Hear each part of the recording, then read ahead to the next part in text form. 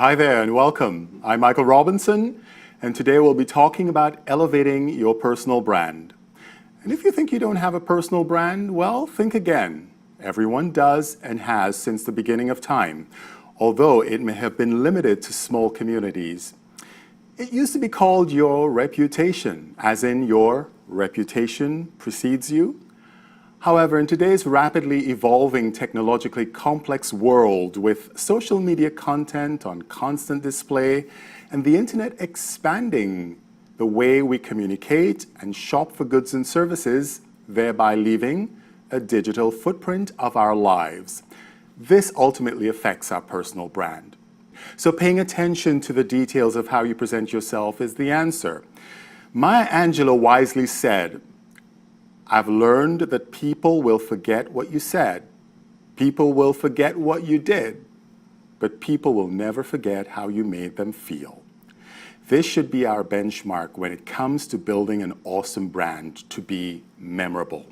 On today's show, we're going to give you 6 tips on elevating your personal brand. And my guest calls herself an accidental career coach, and her name is Diane Huth. She's a brand and marketing expert for over 30 years with top companies such as Johnson & Johnson, Carnation, Nestle, CBS, and Mission Foods. Welcome to the show, Diane. Thank you, Michael. It's a pleasure to be here with you. Thank you. Thank you for being with us. Let's define what a personal brand is. It is your, like you said, your professional reputation. It's what people say about you when you leave the room. It is the overall experience that people have and their residual feelings about who you are, if you deliver on what you say, if you're a person to be trusted and esteemed. So let's talk about the mistakes that people make, because a lot of folks make mistakes all the time, whether it's online, whether it's in person. What are some of the top mistakes that are made on a constant basis that most people sort of miss? Well, the first thing is not recognizing and looking at yourself objectively. And looking at what you bring to the party and what your perception is. You can build your personal brand using 5 key techniques. And if you don't do that, you will leave your brand reputation to other people. You won't help to create your brand. Your brand will be how other people see you, and it may not be what you want. So the first thing that people may overlook is the importance of social media. We are a world of social media. Some people like social media, other people don't. But we are part of social media. The first thing anyone should do is Google themselves. When was the last time you Googled yourself? You'll see a lot. Are you on the first page of Google? Do you have a wonderful photo that you're proud of? Or don't you appear at all? And is what's on Google, a Google search, positive, negative, or neutral? Are there people with your name so you can't even be found?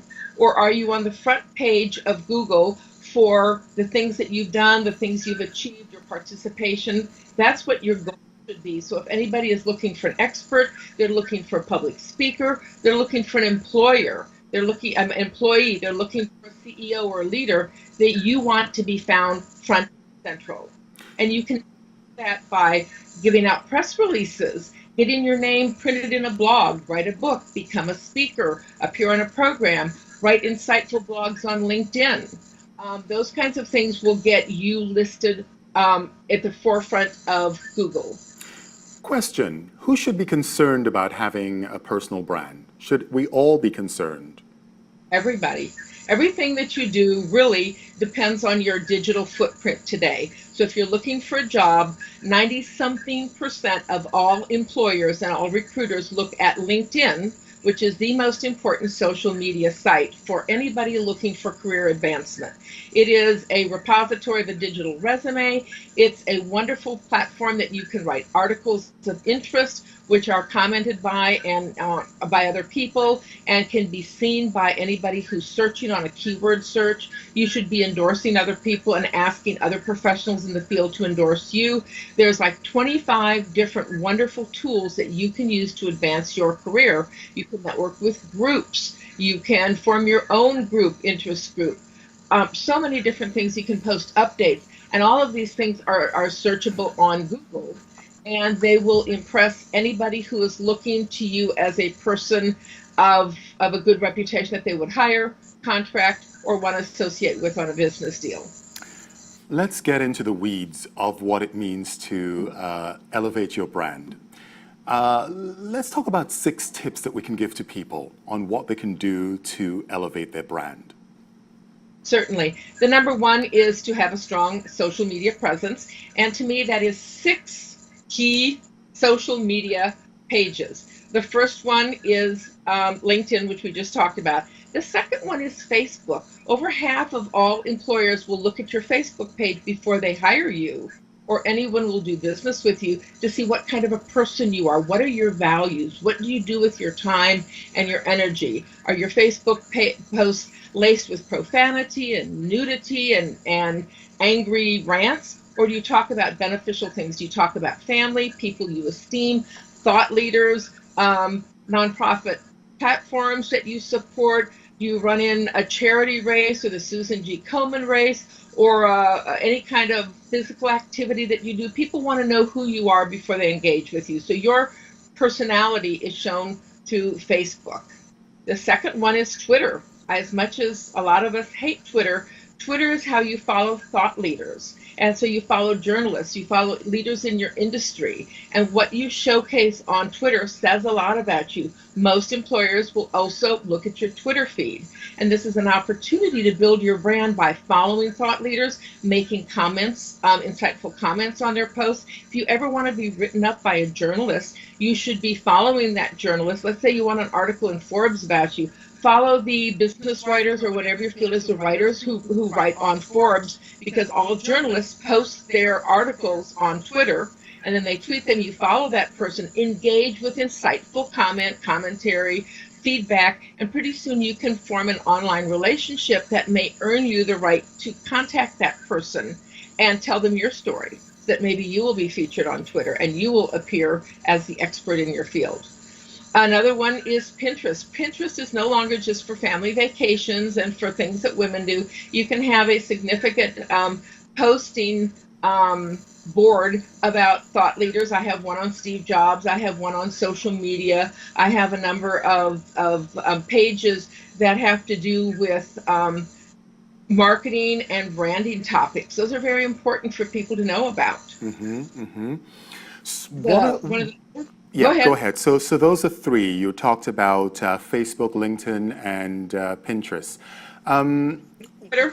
What about, and Twitter as well? What about the other venues that we can actually networking, that we should be going to network in order to not only expose ourselves but to connect with people in our industry? I think the social place is one thing. Over half of all jobs are found through personal networking, and that means going out and meeting people. That is a lost art of networking, and that means learning how to introduce yourself, going to the places where the people you want to meet and you want to influence, where they congregate. And my strongest recommendation is to find the professional organizations that are for your industry, where your boss would go, or the people that would hire you. And in my case, I'm a marketer, so I'm a member of the American Marketing Association. I've been on the board forever.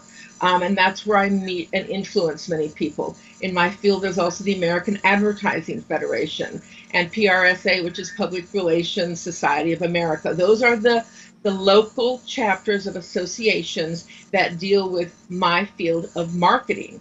But every industry has local professional associations, and that is where the people who are important in your local industry are. And you should be out there meeting people, not just showing up for luncheons and events, but participating, volunteering to be on the committee. Jump into the inside of the organization instead of staying on the periphery. Get involved, and pretty soon everybody will know you, and everybody will have regard for you for what you contribute professionally to your industry. That's very powerful. Right. How do we leave a positive footprint? How do we remain relevant and memorable? First thing is to bond. There are secrets to networking. One of them, most important one, is to introduce yourself professionally and memorably. We become so familiar with ourselves and our name that we just kind of run over it when we're meeting people, and we say, "Hi, my name is Barbara Jacobs." Nobody can understand that.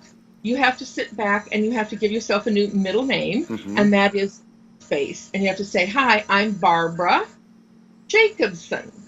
Barbara Jacobson, because we can only remember 3 syllables. You have 4 syllables and people can't remember them. So you have to introduce yourself memorably. You have to learn the name of the person that you're talking to. And the easiest way to do that is to repeat it 3 or 4 times while you're talking to a new person. Hi, John. It's a real pleasure to meet you, John. John, I think very highly of what you've done. John, let me introduce you to my friend Barbara Jacobson. Barbara, this is John. John, this is Barbara. I'd better have learned that his name is John by the time I finish with that. It Mm-hmm. makes John feel really important that I think so much of him that I remembered his name. Mm-hmm. Mm-hmm. So, what other strategies can we use when meeting somebody for the first time to leave that positive input? Um, we want to talk about what's important to them. Often when we network, we talk about what's important to us. Mm-hmm. People don't care about what's important to you. They care about themselves. And so you want to engage the people that you meet by asking open-ended questions about them. Gee, is this the first time you've come here before? What do you do for a living? What's the biggest challenge in your business? How long have you been a member of this organization? So you want to talk to them. What are your biggest business challenges right now? Why did you come to this meeting? Is there something that you're learning to get out of it? You can ask things like, I have a problem with XYZ and I'm trying to figure out who the right person who could help me. Would you know of anybody? And pretty soon people will talk to you because you've elevated them, you've asked their opinion, Mm-hmm. you are asking about what they're interested in. And so engaging people in a conversation that is relevant to them is very important, as Okay. opposed to simply talking about yourself and what you do. For the people who say that this is too much work, I have no time, I'm busy raising children, I have a job, I can't be bothered, what do you say to them? I say, if you have a job, you're lucky. If you don't do some of these things, in a few years, you may not have a job because jobs are, even though we're in a wonderful economy right now, there's a lot of competition for your job. So you must invest in your own personal and professional development. It doesn't take a lot of time. It takes thoughtfulness. It takes thinking about what you do, about how you present yourself, where you go, and how you interact with other people. There are 4 little tips to building relationships, kind of secret tips to building relationships. And it's very helpful if you remember things like affinity. People are looking for common bounds. It goes back to our caveman days. Are you part of my tribe or another tribe that's going to Mm-hmm. hurt me? And so when you're meeting people, the first thing you do is try and find affinity, things you have in common. And that's why people will often say, hey, tell me, what do you do for a living? I'm looking to make a common bond. Mm-hmm. Any man in sales, they always talk about sports because every man follows sports. And so you're definitely going to be able to say, hey, what did you think about the Cowboys? No, you don't do football. Well, what about the Giants, you know? And so they're talking about sports or things. They aren't just passing time, they're trying to find an affinity that makes you on the same team. Mm-hmm. Military people, have you ever seen 2 Marines meet? Instant rapport because they have this shared history of serving together. Alumni associations can be really important in helping to build your brand because these are people who are on your team. And so you have an immediate bond. So you're looking for affinity.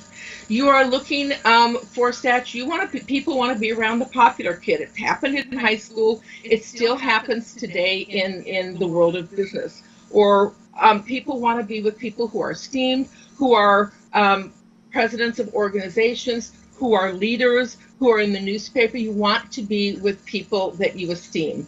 One of the secrets that I have learned is that of frequency of going to the same place at the same time. You might call it context.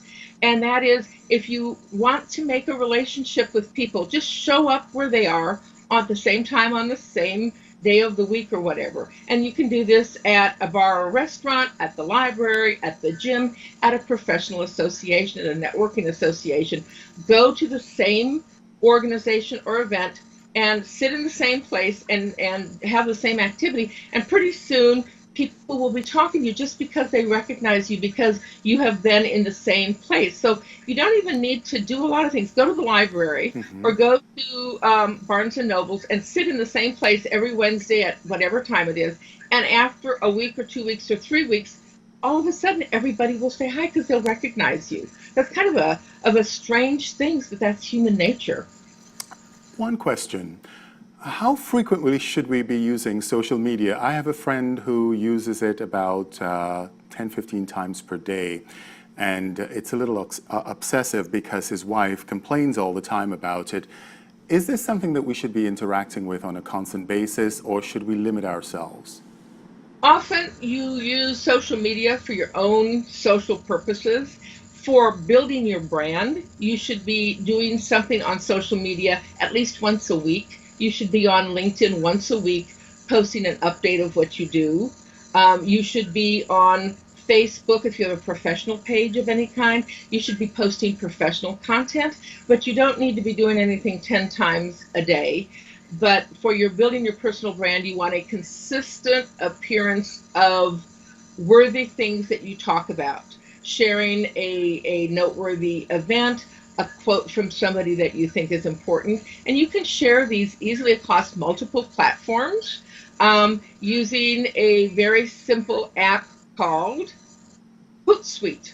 It Hmm. was started by Twitter and it's a free account. And then you just link all your social media pages. And then with one single post, you can post on all your different platforms or on 8 or 10 different platforms. That makes managing social media presence a lot easier than saying, I have to go into Twitter and then I have to go into Facebook and gee, I got to do something on Google Plus. And oh my goodness, I've got to do all these different things. You can manage all your social media posts from a single place with a free application like Hootsuite. Right.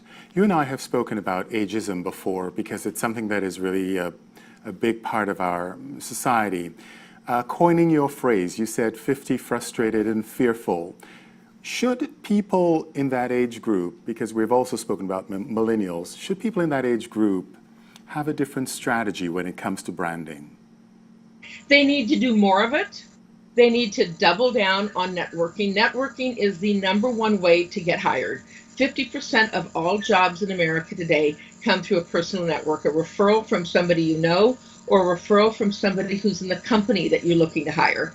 So, one of the things that I find is that people who lose their job become insecure, they're wounded, they withdraw, they don't go out and network, and you have to do the opposite. The older you are, and if you have any job concerns or challenges, you need to establish yourself as an expert in your industry, and you do that through networking, through meeting people, through taking volunteer positions on an important board, through being seen in the industry and being recognized as an expert. So the number one thing you need to do is double down on networking.